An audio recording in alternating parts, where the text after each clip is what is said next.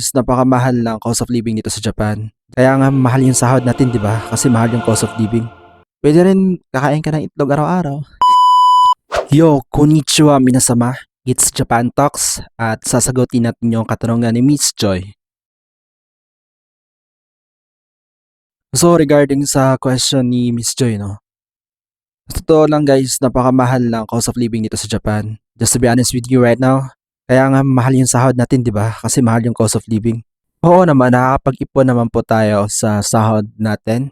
Pero nakadepende po sa inyo yon kung paano nyo po gagastusin yung pera nyo. Kung medyo manloob po kayo, so medyo wala talaga kayong maiipon kasi napakamahal na mga bilihin dito sa Japan, especially na yung mga pagkain. Pero kung marunong naman po kayong dumiskarte, marunong kayong magluto, pero kung matipid naman kayo guys, makakapag-ipon talaga kayo. Yes, oo no, nakakapagpadala pa rin naman tayo sa Pilipinas at may naiipon rin naman tayo sa sahod natin. Pero nakadepende po yun sa company nyo kung magkano yung rate nyo po per hour. So sa base ko naman is nakakapag-ipon din naman po ako kahit pa paano. Nakakapagpadala rin ako sa pamilya ko sa Pilipinas. So being an OFW dito sa Japan, napakamahal po talaga ng cost of living dito. Lalo na yung sa apartment, bayad ng kuryente, sa tubig, sa wifi, tsaka sa gas. Siguro kulang-kulang mahigit sa pera natin. I think nasa 23,000 pesos per month yung deduction namin. Mura pa yun guys ah. Pero sa iba nga, mas mahal pa yun sa kanila.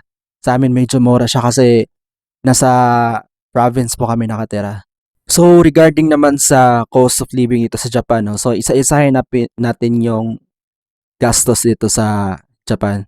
So unang-unang babayaran mo or yung unang kaltas sa sahod mo is yung apartment, ilaw, tubig, gas, wifi, tsaka insurance.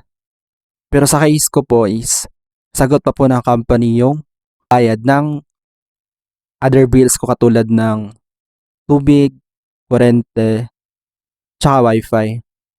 Pag nag-i-exceed po kami sa or sumasobra po yung bills namin doon, sagot po yung company noon. But still, nagbabayad pa rin po kami. So, kulang-kulang nasa pera natin ngayon sa palitan, no? Siguro nasa 25 to 30,000 pesos a month yung kaltas ko. Lahat-lahat na po yun. So, medyo mura po siya kasi nandito po ako nakatira sa province. Compare sa mga cities katulad ng Tokyo, Osaka, Kyoto, or yung mga big cities talaga, is napakamahal po ng cost of living nila doon kumpara sa akin. Actually, nakakapag-ipon po naman kami. Sa totoo lang, nakakapag-ipon po talaga. Pero, depende na po sa iyo yan kung ano yung diskarte yung gagawin mo. Pwede rin kakain ka ng itlog araw-araw. Nope. Joke lang. Mabansang ulam yan dito sa Japan guys. Well, nakadepende rin po sa iyo yun kung paano nyo po i-save yung pera nyo po. Pero nakakapagpadala at nakakapag-ipon po ako. Sa totoo lang po. Marami naman pong ways para makapag-ipon po kayo ng pera. Depende na po yun kung ano yung gusto nyong kainin araw-araw.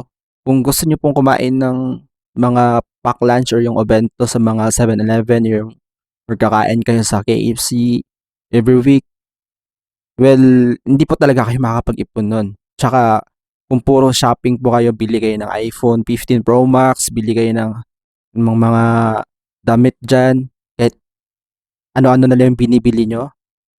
Nako po, ang bilis po ubusin ng pera nyo dito. Kahit isang sahuran nyo po, kayang-kayang ubusin yan. Lalo na po kung palagala kayo, yung mahilig kayo mag-adventure, mag-travel, gala dito, gala doon. Ang napakamahal po ng transportation po sa train, bayad nyo sa mga entrance fee sa, for example, papasok kayo sa isang temple, so meron din silang mga entrance fee. So, magiging gas na rin yon. Pero kung gusto nyo po talaga makapag-ipon kaagad, ito po yung mga tips na sasabihin ko po sa inyo sa susunod na video, okay?